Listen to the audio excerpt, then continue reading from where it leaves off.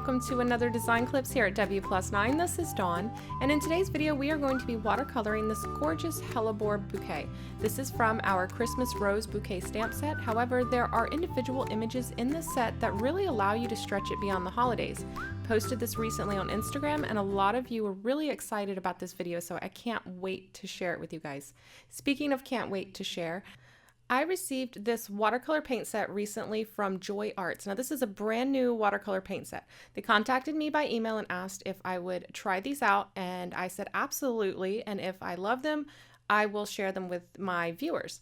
So I've tested them for probably about a month now, and I gotta tell you, I love them. At $15.99, you get 24 tubes of watercolor, and you get 3 brushes as well. You get a number 7 round, a number 6 round, and a flat brush. And these are actually really decent brushes. They have a lot of spring to them. They're nice and firm, yet they come to a very fine tip. I will only be using these brushes in today's project. So even though it's a 6 round, most of you are probably familiar with using like a 2 or a 4 when you paint or watercolor stamped images. The really fine tip on these round brushes are perfect even in the smallest little areas of detail. These are student grade watercolors, so they're not archival or light fast. So they won't be replacing my fine art watercolors like Da Vinci or Daniel Smith. However, these are probably the best quality craft or student grade watercolors that I've ever used. I'm really, really impressed with them. And I will have a link in the description box below. I don't have any special codes, and it's not an affiliate link, and this isn't sponsored. However, I really, really liked these watercolors, and I thought that you guys might enjoy these as a very inexpensive alternative to some of the other fine art watercolors on the market, especially if you're only using them for crafting or card making. Speaking of card making, doing intricate bouquets like this can look pretty intimidating when you look at the final project. However, if you break it down into little chunks, it's much more manageable, and that's how I always approach these individual bouquets like this. So I'm going to start by stamping out several of my hellebore images onto my watercolor paper. I am using Fabriano Artistico's extra white cold pressed watercolor paper. I buy this in large pads and then cut it down into pieces for card making. Now, you might ask why I am using an expensive paper. You guys, a lot of you already know, the one thing I don't skimp on is the paper. Paper makes all the difference in the world. I always use a good paper. Now that I have several of the hellebores stamped out, I want to mask off some of those stamen so that I reserve some of my highlights. I'm going to use the Incredible White Mask Liquid Frisket to do that. And this is a technique that I use often when I want to preserve small detailed areas. The nib on this dip pen will allow me to place very precise, very small areas of masking. You can see here that I'm agitating the bottle to mix up the frisket. You never want to shake a bottle of frisket. It will cause air bubbles, and then when you pick up the frisket, those air bubbles will come with it. And when they burst, they will throw masking fluid and frisket where you don't want it. So just always swirl the bottle to mix the masking or frisket. So similarly to if I were using ink with this, I'm going to dip the nib into the frisket and then start to apply it to the paper. The harder the pressure I put on the pen, the further that channel will open, and it will allow a thicker line of masking fluid to be laid down. And the softer I press, the thinner the line. I'm not going to hit every single stamen. I just want to break up this area so that when I put the center in, I don't have to be as careful. The masking fluid will protect all of the paper underneath the areas that it is applied, so I'll retain some natural highlights. Now, if you don't have a dip pen or a nib pen, you could use a toothpick to apply small areas of frisket, or if the odor of the masking fluid is noxious to you or you're allergic to latex, you could skip this altogether and use a white gel pen at the end to add in some white highlights. I just find this much easier because I don't have to be as careful when I'm doing the center, because this will naturally break it up for me. Now, hellebores come in a lot of different colors, and this is my inspiration for this piece. I loved this color palette, so I'm going to create several in these shades. Now, I've laid out a bunch of the paints onto this inexpensive styrofoam plate. I did not have an empty cling palette, so a styrofoam plate works fine. And once the frisket is all dry, I can go ahead and start painting. I'm going to walk you through this first flower in real time, step by step, and then I'll throw the rest into fast motion. I'm going to pre-wet the center And I'm using just a little bit of water, just enough to wet the surface of the paper, and now I'm going to drop in some bright yellow and green. The centers of the hellebores are very bright, so I don't want to go too dark at this point. Then I'm going to move on to the petals, and I'm going to pre-wet the petals as well. Again, I'm not using a ton of water. It's very important to get your water ratio correct. If you have too much water, your pigment will be uncontrollable and it'll flow all over the place. And if you have too little, it won't move at all. So I've pre-wet my petal, and the surface is just wet. And then I'm dropping pigment at the base of the petal and at the tip of the petal. You can see here the pigment is not moving extremely far or fast. That's because I don't have tons of water. Then I just use my damp brush to connect those two areas. I'm going to pick up some more pigment, and I'm going to again drop that at the edges of the petal, and it's slowly going to creep along with the water towards the center, and I'm going to drop some deeper areas into the center and let that creep into the middle of the petal as well. If you find that your pigment is moving too fast or far, it means you have too much water on your paper. And if you find it's not moving as far or as fast as you'd like it to, it means you have too little water. So just a little bit of experimentation and you should get the hang of it. Stamping out several like I've done here and then just practicing on them is a great way to get a hang of the water and learn how to control it. Again, I've pre-wet this petal and now I'm dropping pigment at the base and pigment at the tip, and then I will clean off my brush, wipe it off on a paper towel, and then use that damp brush to connect those two areas of pigment. Anywhere I want to add extra, I'll pick up a little bit more of that pigment and drop it in those areas. Now for this first flower, we're using rose, and then into the very centers, right near the very center of the flower, I'm going to add a little bit of violet. And that's just going to add a deeper, this rose is more of a purpley pink. So by adding a little bit of that violet to the center, it's kind of a natural shadow and it'll make it look a little more concave. Plus having more than one color in the flower itself does add a lot of interest. I'm going to continue to go back and forth between dropping in more pigment and softening it out, and dropping more pigment and softening it out. It's kind of a back and forth game. Don't be afraid to leave white spaces or white gaps in your petals as well. These are going to create the highlights, which is where they would have the most light shining on them. Remember, the white of the paper is your highlight, so you want to maintain some of that, especially in these early stages, because if you have too much, you can always come back and cover those in a later stage.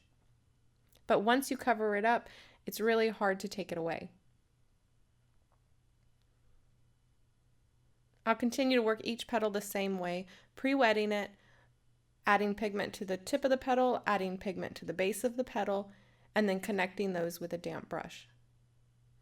In some areas, I will come in with much stronger pigment and then just use my damp brush to soften that out. This will create those almost, some petals, you know how they have like a little bit of veining in them? That's what this will emulate and create, at least create the suggestion of. Now as these petals dry, they are going to lighten up some. Watercolor dries back about 20% lighter, so I can keep an eye on this as I'm moving around these petals and continue to drop in more pigment anywhere I want to add extra contrast. Contrast is super, super important and the easiest way to add interest to anything that you're painting. Now, if you feel like you've added too much color, like I've done here, it's a really easy fix. I can take my paper towel and just soak up some of that pigment, and there you go. Now, a great highlight going right there. Now I want to offset that highlight, so I'm going to add a little bit of strong pigment right to the edge of that petal. And then that stark contrast between that light and that dark is really going to make that petal pop.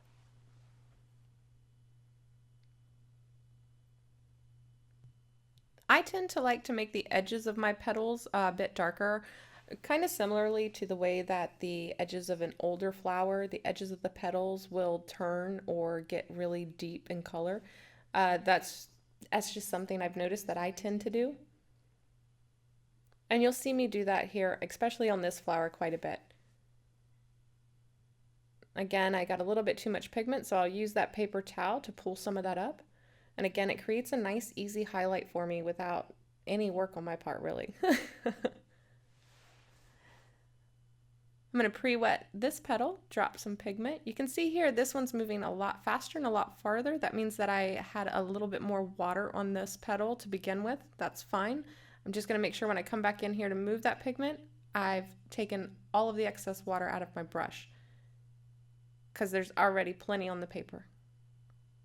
And since I do have a little extra water on that petal, I'm going to go ahead and take advantage of that. I'm going to pick up a strong mixture of that violet, and I'm going to drop that right into the center, and I'm going to allow it to softly diffuse its way out toward the edge of the petal. It's going to give me a beautiful soft transition.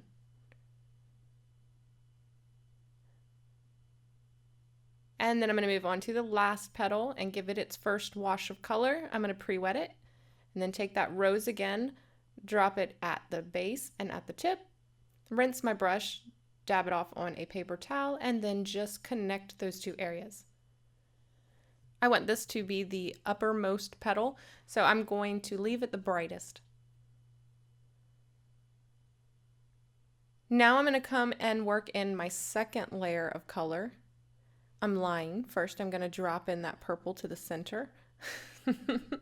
And now I'm going to start working on my second layer of color. Again, we're using very little water, so these are drying pretty quickly. And I can come in and start intensifying some of my shadows. I can start separating some of the petals. I don't want to do too much. I don't want to separate every single petal because then it will look too contrived. But in some areas I am going to create a harder shadow between the petals, and in some areas I'm just going to leave a very soft transition. Now this was that petal that we had a lot of water on, so you can see here I really could I didn't have to do much, I just dropped in a little extra pigment there at the center, and it's slowly softening itself out. Now I do want to create some movement in this petal, so I'm going to put a strong concentration of pigment. That means more pigment, less water. And I'm going to drop that right at the tip, and then I'm going to soften it out ever so slightly. And I'm going to move it toward the left side of the petal, leaving the right side of the petal a little brighter. And this is going to create a highlight on that petal so that it looks like it actually comes up and then dips down. And as I work my way around this flower, I'm going to look for areas that I can continue to do things like that. Here I'm adding a little bit of violet to the not the very center, but the center and then off to the left side. That makes it look like that petal is dipped right there, and the very edge of the petal is bright, so it looks like it's coming up and catching the light. I'm adding a little stronger pigment to the tip, then just using a damp brush to slightly soften it out. And then just ever so slightly softening out that harder edge, but still maintaining that bright edge. I'm going to separate these two petals, and then you'll notice the one petal there over on the left, it spread more than I wanted it to. So I'm going to re-wet that area and then use my paper towel to pick up that pigment and then rework that area. I like this one much better. I want to create a more concave look to the very center of these flowers, so I'm dropping more of that violet into the centers. And then I'm going to pull some of that violet out onto the petals themselves. And I'm even going to pull in a little bit of blue and create some blue shadows across some of the petals. Now I've thrown this into fast motion, but I'm going to continue walking you through these. Here you can see me adding that blue shadow. It just adds a lot of interest to add some different colors into the flower. Now for the very center, I'm going to dot in a little bit of Hooker's green. Literally just dotting it in, and I'm going to let it be. And I'm going to move on to the next flower. Now when I was filming this, I had it in my head that I would show you guys the first flower from start to finish, and then I would just continue to work on all the rest. So you're going to see me jump back and forth through several different flowers at a time, and this is how I normally work. I want to make sure that I'm incorporating all of the same colors into each of these flowers because I want them to be cohesive. Even though each flower is going to be a different color, I'm using the same tones and the same colors in each flower. And again, that just gives me a cohesive color palette. So for this one, it's a white flower, but it's got those violet tips. Now this third flower is this beautiful green flower with these pink, violet pink centers, and then they radiate out onto each petal. And you'll see better what I mean here in a second. So I'm starting this one the exact same way, pre-wet my petal, drop my pigment at the tip and at the center, and then connect those. For this one, I'm using the Hooker's Green with a little bit of the lemon yellow added to it to make it a little more bright. And because that second flower was going to be mainly white, it's going to come off as a white flower, I don't want to paint too much of that all at once. I want to give each petal time to dry because those colors will run into each other, and when I want to keep most of the petal white, that would be a problem.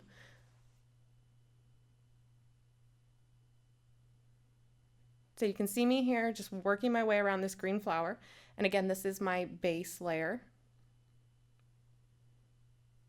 And you can see I'm just repeating the same steps over and over that I used on the other flowers, except for here I'm using green instead of the rose.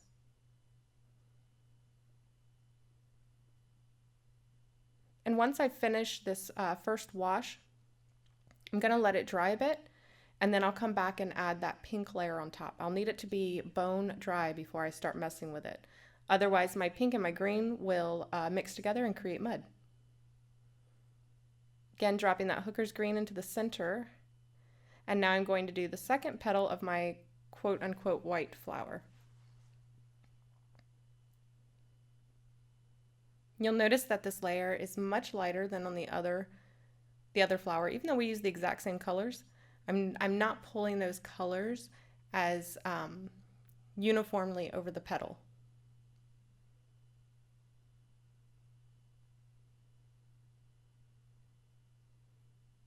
Even though we're adding color to pretty much the entire petal, I want it to come off as more of a white flower than a purple flower.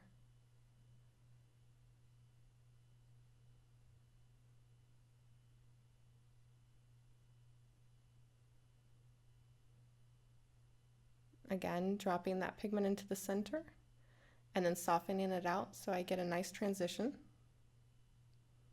Pre-wet my petal, drop my pigment, and then use my damp brush to connect those areas, but I'm skipping lots of the petal, leaving a lot of white breaks in that petal. You can see here I just checked to see if mine was dry. It was, so I'm re-wetting that center area of the petal, dropping a little bit of that rose. I'll do it again, wet the center of a petal, drop a little bit of that rose at the base. And now I'm dotting in that rose all along the area where I wet the paper. This is going to soften out those dots so they don't dry as a precise pin-pointed dot. That water in that area is going to diffuse that dot. And this gives it that speckled look.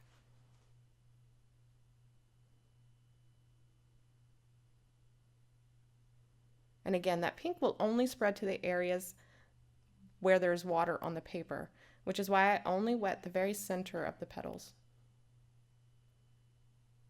Again, coming through and adding some more of that Hooker's Green to the centers. And now that the paper is a little bit drier, I'm adding a little bit stronger concentration of those dots.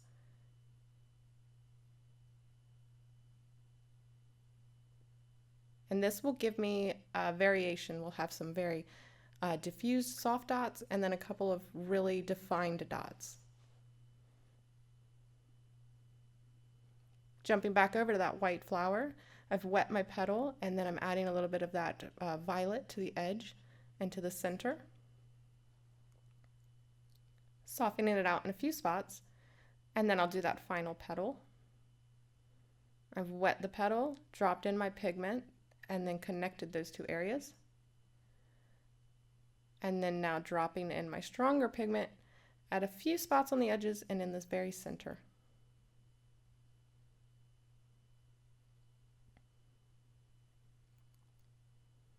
Now I'm just adding in a few, I guess for lack of better term, little color bleeds coming in from the edges of the petal.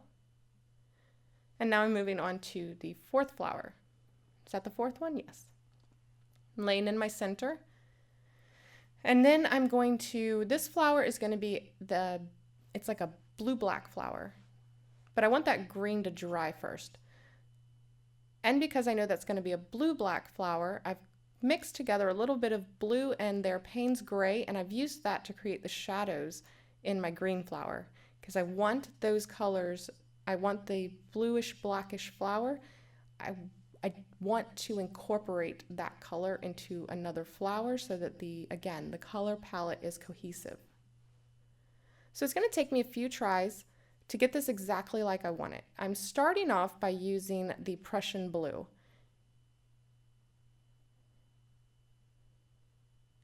I've mixed a little bit of the Payne's gray in this set with it, and it's still coming off more blue than this black glow that I wanted. It's really hard to explain. If you look one up online, you'll be able to see exactly what I'm talking about. So here I've added a little bit of violet to that mixture, and I've pushed it a little more toward blackish purple, or I guess it would be more like a smoky purple. And although these two petals are different colors, it's not going to matter in the end because I can glaze another color over top anywhere that I need to and adjust the tone of this. So I'm still working this in the same way that I worked the other flowers. Pre-wetting the petal, dropping pigment at the base and the tip, and then connecting them. But I know that this one is going to be a very, very deep colored flower, but I don't want to get too dark too fast. If I lay down too much color, it's much harder to lighten it than it is to make it darker, which is why you see me still starting off very light, because I can build this color in layers, but again, it's harder to take that color away. If the paper's still wet, I could use my paper towel and pull up all of the color, but again, once it's dry, much harder. I've got to say, I do really, really, really like these watercolors. I was insanely impressed with them. I tried the wet on wet technique and they worked great. There was a little bit of granulation. However, I would venture to say I would say less granulation than I've had with a lot of my higher end student watercolors. Ones that I've paid much, much more money for. So I was pleasantly surprised by the way these performed. You can see here they glaze beautifully. I'm layering in a little bit of that same blue from the other flower on top of this flower, just again to create those shadowed areas. And you can see that it's not muddying it. It still looks very translucent. It's still very vibrant. Again, very impressed with the layering ability of these, the glazing, and very impressed with their wet into wet performance as well. So I'm just going to finish up these flowers. I'm going to finish up that bluish black flower and then continue to add just a little more of that blue-black color to the other flowers. Again, just to create a cohesive color palette so that every color is present in each flower. Then once all of them are done, I can remove the masking fluid and we can work on the detail of the stamen and add those finishing touches to the rest of our flowers. I did go ahead and finish up that deep purpley blue flower off camera. I also colored a green one and another purple one. And now I'm removing the masking fluid. I'm just using a piece of a clean eraser. They do make cement pickup erasers. They're hard rubber with a texture on them. I cannot find mine at the moment. So I just picked up a clean eraser and I'm lightly erasing over the areas that have the masking fluid. This is going to grab that bit of masking fluid and start rolling it up on itself, and then you can just brush it away. If you lightly rub your finger over the surface, you can feel if all of the masking fluid is gone. I didn't have any problems or issues with this disturbing the paint. Again, this paint dries back beautifully and adheres and bonds with the paper beautifully. So once I've removed all the masking fluid, it's time to add a little bit of detail work to the stamen. You could leave them as is and they look fine, but you guys know me, I cannot leave well enough alone, so I am going to come in and just glaze a little bit of color over some of them. Again, this is an optional step, but I'm using the photo to get an idea of what I need to do to create a little depth in these stamen. I want to make them look like they're actually receding into the center, so they look vertical instead of right now they're all one color and they look like they're laying flat.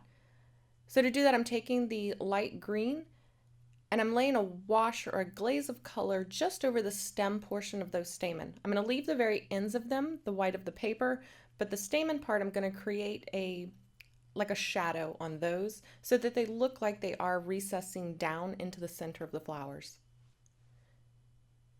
It is a very small detail, but in real life and up close, you can definitely tell that little bit of difference.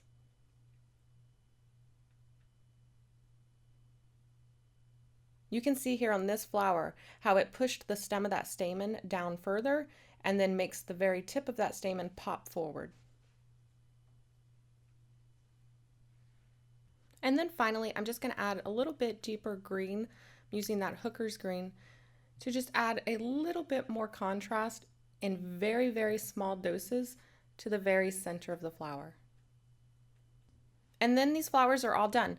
I'll let this completely dry and then I'll use the corresponding dies to die cut each of these flowers out so that I can create my bouquet. Now I did paint some of the leaves included in the set off camera, and I've gone ahead and die cut everything and put it together in this little arrangement. Now this looks completely different than what you would envision it to look like just looking at the stamp set. And even though we use the exact same image, this hellebore image here, because we painted each flower differently, they don't all look like an exact duplicate of the same image once you have them all grouped together, especially once you've filled in with all your foliage all around it. It actually looks like it could be 5 different unique illustrations of that same flower, but it's really just the same instance of that flower repeated 5 times. And you guys know me, if I'm putting together a bouquet and I've taken the time to arrange it, I'm definitely using the press and seal trick. I could kiss Lori Willison for discovering this. I don't know if she discovered it. She's the first one I saw do it. And let me tell you, I could not live without it now. So once I've got it arranged, I'm going to press that press and seal down over my arrangement, make sure that it adheres to every little piece. And what this is going to do is it's going to stick to each of those die cuts. And then I can remove the press and seal and my entire arrangement stays together in one piece. I now have the freedom to kind of play with its placement, see exactly where I want it to go, which orientation. It's just a lifesaver. So I wanted to create a golden gilded edge all the way around my panel that holds that floral arrangement. So I'm taking my piece of cardstock and I'm just dipping the edges of it into a versamark pad. Because I'm vertically dipping it in, I'm going to get the same amount of versamark. What am I trying to say? I'm going to get an even line that's the same width all the way around the edge of this cardstock. And then I'm going to take that and I'm going to dip that into some gold embossing powder. Once I've got all my edges covered with that embossing powder, I'll use my heat tool to melt it, and then I'll have this beautiful gilded edge. I thought it was just the right touch to kind of frame and offset that floral arrangement. And now it's time to put this card all together. For this sentiment, I die cut several of our hellos from our basic greetings, and then stacked them and glued them one on top of the other to get a chipboard-like effect. Here I'm just playing around, getting my placement exactly where I want it, and because my arrangement is on this press and seal, I can kind of tilt it and shift it just a little bit, making sure that I've got it exactly where I want, so that that hello can sit right at about the two-thirds of the way down the card. I'm going to be using a combination of foam tape and liquid glue to adhere this down. So once I've got it exactly where I want it, I'm going to press that press and seal at the very bottom so I can just fold the whole thing back. See here, I'm lifting and then I'll just fold it back on itself. And this will ensure that when I fold it back the other way, that the flowers will stay in the exact same spot. I'm going to pop this panel up on some foam, but for now, I'm just going to hold it in place with a little removable adhesive. And then I can start gluing all of my elements down. And for that very bottom layer, I'm going to use some multi-matte medium. And I'm going to put this on the very topmost pieces. Right now they are the very topmost pieces facing me, but when I lay this, when I fold it back and lay it down, these are going to be the very bottom layers. So I'm going to adhere them directly to that panel using the liquid adhesive. I'll go ahead and fold this back into place and then press down firmly, making sure that those pieces that have the adhesive on them adhere to that panel. I will give this a couple of seconds just to adhere, and then when I pull this press and seal panel back up, only the pieces that aren't glued down are going to come back up with it. I do like to go a little bit slowly and then just fold it back over itself again. And now I can come in and either add another layer with the liquid adhesive or start building up the dimension using my foam tape. Again, I'll just fold it back into place, press down, and then pull that press and seal back again. I'll do this as many times as necessary for how many ever layers of depth and dimension that I'm trying to achieve. And if you want to be a little extra still, you can add even more dimension by curling some of the petals or leaves. I use the end of the paintbrush and just kind of roll those edges around the paintbrush, either backwards or forwards, depending on which direction I wanted it to go. To adhere my Hello die cut, I used a little bit of that multi-matte medium under the H and the E and adhered it directly to that bluish, blackish, purple, what are we calling that? I don't know, that midnight colored flower. And now I'm using a little bit of this clear foam just to put behind like the O and the L for a little bit of stability. I really like this clear foam tape for use under these word die cuts in places that you need it to be popped up. Because it is transparent, it just has a much cleaner finish. And in case you thought we were lacking in dimension on this card, we're going to use a little bit of fun foam to pop up this panel. So I'm just using some double-sided tape and some liquid adhesive. I adhered that to the card base, and then I will adhere my front panel to that. And that will just ensure that I need a padded envelope to mail this sucker. And yes, I do intend on sending this to somebody. I already have somebody in mind. I promised them a watercolor piece, so hopefully she enjoys it. I finish it off with a couple of sequins from Pretty Pink Posh. This is their Orchid and their Sparkling Clear. Love the way this turned out. Now, I told you guys I did test these watercolors out for about a month. I tend to prefer more muted, dusty tones. So you know I had to try it on the full bouquet. Here I did a white poinsettia with some of those deep burgundy varieties of the hellebore. Love the way that turned out. But I also wanted to see again how these performed wet and wet. And look at how vibrant and almost glowing these colors are when you use them neat, straight out of the tube. Now I just used that full bouquet stamp set, stamped it 3 times in antique linen, and then used a wet paintbrush to dilute the extra ink from the images I didn't want. Then I just did a little negative painting to create an abstract leafy background, totally different look from the same stamp. And of course I had to try just a good old classic red poinsettia. So yeah, I definitely recommend these watercolors if you're in the market for an inexpensive, good quality watercolor set, either for crafting, for practice, beginners, or just like design work. Great, great, great set. Whew, we made it to the end of this video, you guys. Thank you so much for watching. I hope you picked up some tips along the way. Remember, you can find all of the links in the description box below, as well as the link to the blog post associated with this video. You'll find all of the supplies and stills of this project there. Remember, you can find all of the featured W+9 products at w+9.com, as well as at many of your favorite retailers. Thank you guys so much for watching, and I will see you in the next video. Bye!